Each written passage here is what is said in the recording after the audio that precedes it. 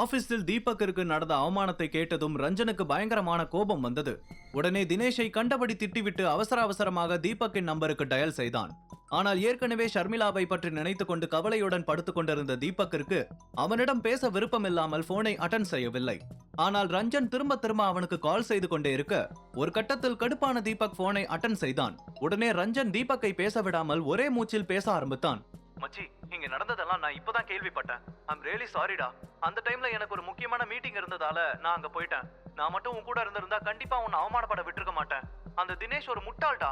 அவன் பேசின எதையும் நீ பெருசா எடுத்துக்காத. அவனுக்காக நான் உன்கிட்ட மன்னிப்பு கேட்டுக்கிறேன். நீ ஷர்மிளாவை கூட்டிட்டு நாளைக்கு ஆபீஸ்க்கு வா. அவளுக்கு வேலை கன்ஃபார்ம் என்று பதட்டத்துடன் சொன்னான். அந்த நேரத்தில் தீபக்கிற்கு ஷர்மிளா அவளுடைய ரூமில் அழுது கொண்டிருக்கும் காட்சியை தான் அது நினைவுபடுத்தியது. ஷர்மிளா ஏதோ வாழ்க்கையில் தோல்வி அடைந்ததை போல பயங்கரமான சோகத்தில் இருந்தாள். அவள் தன்னுடைய பாட்டியின் கம்பெனியான சிவம் குரூப்ஸுடன் போட்டி போட வேண்டும் என்று நினைத்தாள்.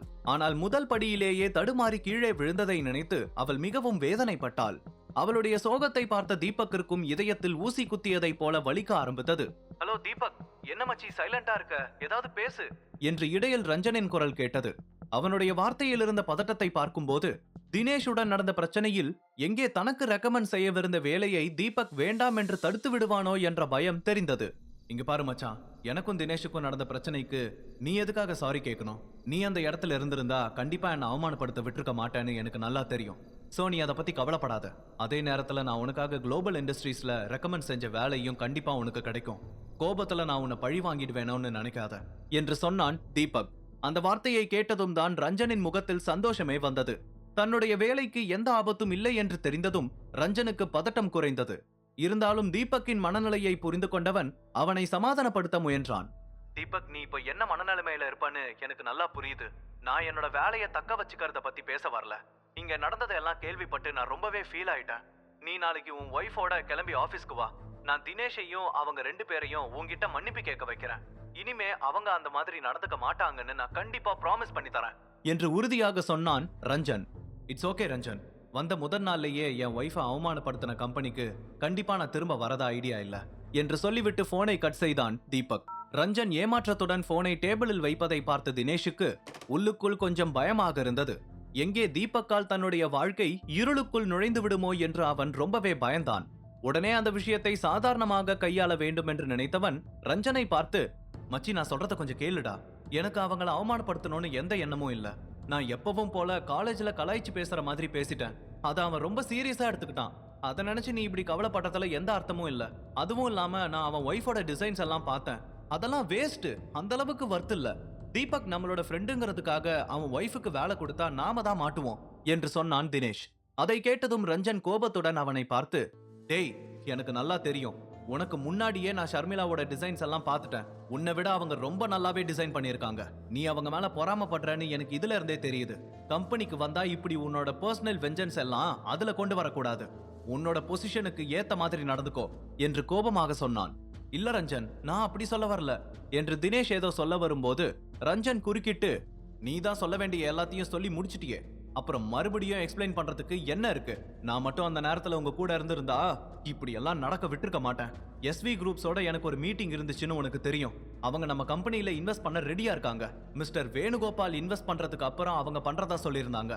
ஆனா அவங்க எனக்கு வச்ச ஒரே ஒரு டிமாண்ட் என்ன தெரியுமா? தீபக்கோட ஒய்ஃப் ஷர்மிளா நம்மளோட கம்பெனியில டிசைனரா சேரும்போது எஸ்வி குரூப்ஸோட மொத்த கன்ஸ்ட்ரக்ஷன் ப்ராஜெக்ட்ஸையும் அவங்க தான் பண்ணணும்னு சொன்னாங்க. அவங்க மிஸ்டர் வேணுகோபாலை விடவும் 5% அதிகமா இன்வெஸ்ட் பண்றதா சொல்லியிருந்தாங்க. ஆனா உன்னோட பர்சனல் ஈகோ நம்ம கம்பெனியை எந்த அளவுக்கு சிக்கல்ல கொண்டு போய் விட்டுருக்குன்னு தெரியுதா? மேனேஜ்மெண்ட்டுக்கு நான் தான் பதில் சொல்லணும். அந்த டைம்ல நான் எதை பத்தியும் யோசிக்க மாட்டேன். உன்னதான் கை காட்டுவேன் என்று கோபமாக சொன்னான் ரஞ்சன். அதை கேட்டதும் தினேஷுக்கு பயத்தில் வியர்க்க ஆரம்பித்தது. மேனேஜ்மெண்டிடம் எப்படி பதில் சொல்வது என்று அவனுக்கு எதுவும் புரியவில்லை. இந்த பிரச்சனையை சரி செய்ய ஒரே ஒரு வழி தீபக் தான் என்று நினைத்தவன் உடனே தன்னுடைய போனை எடுத்து தீபக்கின் நம்பருக்கு டயல் செய்தான். தினேஷின் நம்பரில் இருந்து கால் வருவதை பார்த்ததும் தீபக் கொஞ்சம் யோசித்தபடி போனை அட்டன் செய்தான்.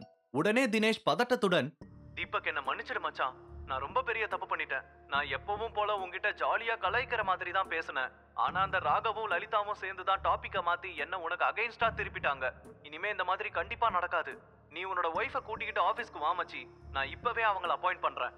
நடந்ததெல்லாம் ஒரு கெட்ட கனவா நினைச்சு மறந்துடு என்று கெஞ்சும் தொனியில் சொன்னான் தினேஷ். இப்ப கூட மத்தவங்க மேலதான் பழி போடணும்னு நினைக்கிறேன். நீ பண்ணுன தப்ப ஒத்துக்கவே மாட்டேங்கிறல்ல? என் ஒய்ஃபோட டிசைன்ஸ் தான் ரொம்ப மோசம்னு குப்பையில தூக்கி போட்டியே, அப்புறம் எதுக்காக அவங்களுக்கு திரும்ப வேலை கொடுக்கணும்னு நினைக்கிற? வேண்டாம், அந்த வேலையை நீயே வச்சுக்கோ.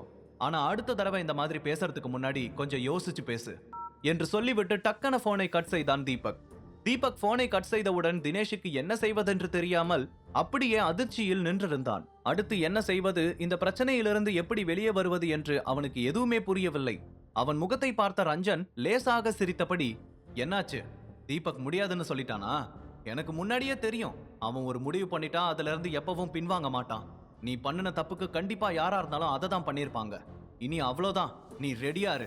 அடுத்து உன்னோட லைஃப்ல நீ நினைச்சு பார்க்க முடியாத அளவுக்கு பிரச்சனை வரப்போகுது. அதையெல்லாம் எப்படி சமாளிக்கிறதுன்னு முன்னாடியே பிளான் பண்ணி வச்சுக்கோ என்று சொன்னான். அந்த வார்த்தைகளை கேட்டதும் தினேஷுக்கு கால்கள் நடுங்க ஆரம்பித்தது. பிரச்சனையா? ரஞ்சன், நீ என்ன சொல்ற? இப்ப நான் என்ன பண்றது? மச்சி, நான் உன்னோட ஃப்ரெண்டு தானே, நீ எனக்கு ஹெல்ப் பண்ணக்கூடாதா? நான் தீபக் விஷயத்துல தப்பு பண்ணிட்டேன், ஆனா இப்ப நான் அதை உணர்ந்துட்டேன். இந்த ஒரு விஷயத்துல மட்டும் நீ காப்பாத்தி விடு மச்சி. இதுக்கு மேல இந்த மாதிரி எதுவும் ஆகாம நான் பாத்துக்கிறேன். நான் பண்ணின தப்ப தயவு செஞ்சு மேனேஜ்மெண்ட்டுக்கு தெரியப்படுத்தாத ப்ளீஸ் என்று கெஞ்சும் தொனியில் சொன்னான். மேனேஜ்மெண்ட் வரைக்கும் எல்லாம் நான் இந்த விஷயத்தை கொண்டு போக விரும்பல. இதுக்கு நான் இங்கேயே ஒரு முடிவெடுக்க போறேன். அது என்னன்னா, உன்னை இந்த கம்பெனில இருந்து விலக்கியாச்சு. அது மட்டும் இல்லாம கம்பெனிக்கு நீ ஏற்படுத்தின 20 லட்சம் ரூபாய் இழப்ப நீ தான் சரி பண்ணணும். அதை சீக்கிரமே கம்பெனிக்கு திரும்ப கொடுக்க பாரு. உனக்கு அடுத்த 3 நாள் டைம். அதுக்குள்ள எல்லா பிரச்சனையும் சரி பண்ணு. நான் இப்ப சொன்ன விஷயத்தை எல்லாம் உனக்கு அபிஷியலா மெயில் பண்ணிருக்கேன். இப்ப நீ போலாம் என்று லேப்டாப்பை பார்த்து கொண்டே சொன்னான் ரஞ்சன். அவனுடைய வார்த்தைகள் தினேஷுக்கு இன்னமும் அதிகமான பீதியை கிளப்பியது. ஆனால் அந்த சமயத்தில் அவனிடம் என்ன சொல்லியும் எந்த பயனும் இல்லை என்பதை புரிந்து கொண்ட தினேஷ் அந்த இடத்தை விட்டு வெளியே சென்றான். தீபக்கை அவமானப்படுத்த நினைத்து தான் இவ்வளவு பெரிய சிக்கலில் வந்து மாட்டுவோம் என்று அவன் கொஞ்சம் கூட நினைத்து பார்க்கவில்லை.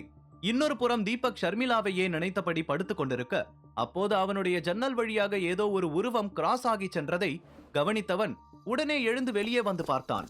அப்போது ஒரு நிழல் மாடியை நோக்கி சென்றதை பார்த்ததும் இவனும் வேகமாக பின்னால் ஓடி செல்ல, அப்போது அங்கே ஷர்மிளா தனியாக நட்சத்திரங்களை பார்த்தபடி நின்று கொண்டிருந்தாள். ஷர்மிளா தான் என்று தெரிந்ததும் கொஞ்சம் நிம்மதி பெருமூச்சு விட்ட தீபக் மெதுவாக அருகில் வந்து ஷர்மி என்று சொன்னான். உடனே அவள் மெதுவாக திரும்பி பார்த்தாள். அவளுடைய முகம் இன்னமும் கவலையில் தான் இருந்தது. Sharmi, are you okay? நான் இங்க இருக்கட்டுமா இல்ல நீ தனியா இருக்கணுமா என்று தீபக் கேட்க, இட்ஸ் ஓகே தீபக், நீ வா, ஐ அம் பெட்டர் நவ் என்று சொன்னாள் ஷர்மிளா. அதை கேட்டு தீபக் மெதுவாக அவள் அருகில் வந்து நின்றான். அடுத்த சில நிமிடங்களுக்கு ஷர்மிளா அந்த வார்த்தையை தாண்டி வேறெதுவும் பேசவில்லை. அதிலிருந்தே அவள் இன்னமும் அந்த அவமானத்திலிருந்து முழுவதுமாக வெளியே வரவில்லை என்பதை தீபக் புரிந்து கொண்டான்.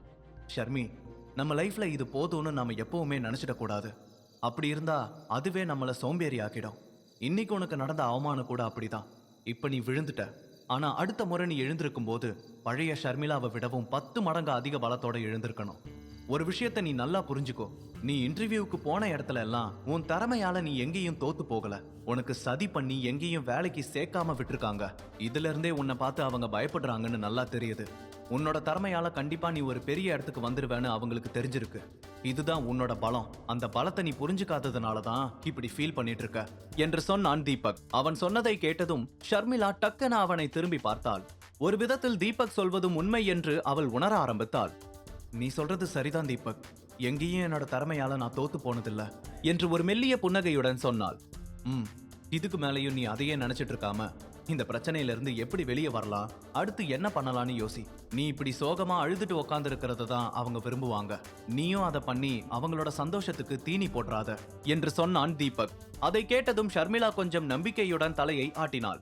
அந்த சமயத்தில் கீழே இருந்து கணேஷின் குரல் கேட்க தீபக் ஓடி சென்று, அங்கிள், நாங்க இங்கதான் இருக்கோம், சும்மா பேசிக்கிட்டு இருக்கோம் என்று மேலிருந்து கொண்டே கத்தி சொல்ல, ஓ ஓகே ஓகே, 2 பேரையும் காணோமா, அதான் ஒரு நிமிஷம் பதறி போயிட்டேன் என்று சிரித்து கொண்டே சொன்ன கணேஷ், சரி பேசிட்டு சீக்கிரம் வாங்க என்று சொல்லிவிட்டு தன்னுடைய ரூமை நோக்கி நடந்தார். தீபக் திரும்பவும் ஷர்மிளாவிடம் வர, தீபக், நான் ஒரு முடிவு எடுத்துட்டேன். இப்படி மத்தவங்க கிட்ட வேலைக்கு போய் அடுத்தவங்க பொறாமைக்கு நடுவுல போராட நான் இனி விரும்பல. நான் சொந்தமா ஒரு ஸ்டுடியோ ஓபன் பண்ணலான்னு நினைக்கிறேன். என்னோட சாம்ராஜ்யத்தை நானே உருவாக்கணும்னு நினைக்கிறேன். நீ என்ன சொல்ற என்று நம்பிக்கையுடன் கேட்டாள். அவளுடைய வார்த்தைகளை கேட்டு தீபக் ரொம்பவே சந்தோஷப்பட்டான். ஷர்மிளா தன்னுடைய தைரியத்தை இன்னமும் இழக்கவில்லை என்பது அவனுக்கு ஒரு பெரிய மனநிறைவாக இருந்தது. சூப்பர் ஷர்மி, நீ தைரியமா அதுக்கான வேலைகளை ஆரம்பி. நான் உனக்கு சப்போர்ட்டா எப்பவும் இருப்பேன். கண்டிப்பா ஒரு நாள் சிவம் குரூப்ஸையே மிஞ்சற அளவுக்கு பெரிய ஆளா வருவேன்னு எனக்கு நம்பிக்கை இருக்கு. அதுக்கப்புறம் உன்னை வேணான்னு சொன்ன எல்லாரும் உன்னை தேடி வருவாங்க என்று சொன்னான் தீபக். தீபக்கின் வார்த்தைகள் ஷர்மிளாவுக்கு ரொம்பவே ஒரு ஆறுதலை கொடுத்தது. தீபக்கின் வார்த்தைகளால் அவளால் உலகத்தையே வெல்ல முடியும் என்ற நம்பிக்கையை அவளுக்கு ஏற்படுத்தியது. சரி தீபக், நாம போய் தூங்கலாம் என்று ஷர்மிளா சொல்ல, தீபக்கும் சரி என்ற தலையை ஆட்ட இருவரும் அந்த இடத்திலிருந்து கீழே சென்றார்கள். அடுத்த நாள் காலையில் கணேஷுக்கு காஃபி கொடுக்க அவருடைய ரூமுக்கு சென்றபோது அவர் சுறுசுறுப்பாக எக்ஸசைஸ் செய்து கொண்டிருந்தார். அவருக்கு எதிரில் பழங்கால எக்யூப்மெண்ட்ஸ் நிறைய சிதறி கிடந்தது. அங்கிள், நீங்க இந்த எக்யூப்மெண்ட்ஸ் எல்லாம் இன்னமும் பத்திரமா வச்சிருக்கீங்களா? இந்த மாதிரியான டம்பிள்ஸ் எல்லாம் நான் இப்பதான் பாக்குறேன் என்று ஆச்சரியத்துடன் சொன்னான். உடனே கணேஷ் சிரித்துக்கொண்டே, ஆமா தீபக், இதெல்லாம் நாங்க பல தலைமுறைகளா வச்சு யூஸ் பண்ணிக்கிட்டு இருக்கோம். என் தாத்தாவோட அப்பாவுக்கு சொந்தமான திங்ஸ் தான் இதெல்லாம். எக்ஸசைஸ் எக்யூப்மெண்ட்ஸ் மட்டும் இல்ல. அந்த பெட்டியை ஓபன் பண்ணி பாரு, அதுல இன்னமும் நிறைய பழங்கால பொருட்கள் எல்லாம் இருக்கு. அதுல உனக்கு ஏதாச்சும் பிடிச்சிருந்தா எடுத்துக்கோ. எப்படியும் நான் அதுல சிலத ஒரு எக்ஸிபிஷன்ல விக்கலான்னு இருக்கேன் என்று சொன்னார். தீபக் உடனே அங்க இருந்த பெட்டியை திறந்து பார்க்க டக்குன அவனுடைய பார்வை ஒரு மண்டை ஓட்டின் மீது விழுந்தது. அதன் தலையில் ஒரு விரிசல் இருப்பதை கவனித்தான். உடனே அதை கையில் எடுக்க அப்போது அவனுக்குள் திடீரென ஷாக் அடித்ததை போன்ற ஒரு உணர்வு ஏற்பட்டது. உண்மையில் அந்த மண்டை ஓட்டில் ஏதாவது இருக்கிறதா? ஷர்மிளா சொந்தமாக ஸ்டூடியோவை திறப்பாளா? தீபக்கின் அடுத்த திட்டம் என்ன? முழு கதையையும் கேட்டு மகிழ பாக்கெட் FM ஏப்பை டவுன்லோட் செய்யுங்கள். லிங்க் டிஸ்கிரிப்ஷனில் கொடுக்கப்பட்டுள்ளது.